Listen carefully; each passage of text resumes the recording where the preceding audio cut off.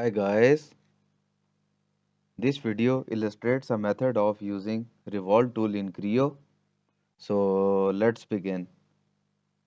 Watch the introductory video about reaching there. Select the front plane from model tree to define sketch plane. Then select sketch from model tab, datum panel and sketch. So this is front plane.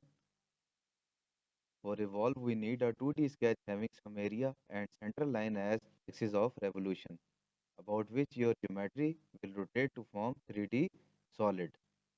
So let's create an arbitrary geometry first. Now select center line from sketch tab, sketching panel and center line.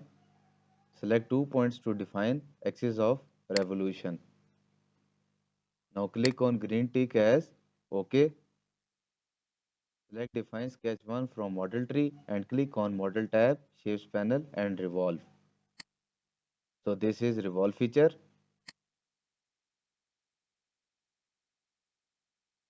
This is revolve as solid, that is current status.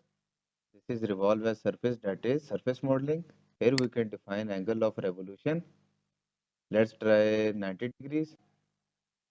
So have a look at change in geometry. Now select revolve as surface. Only surface will be generated in this case. Select revolve as solid again to see more options. From here you can define revolve references. First one indicates revolve in one side of sketch plane. Now select second reference to see the effect. Revolve is distributed on both sides of sketch plane. This is revolve direction in clockwise and counterclockwise direction.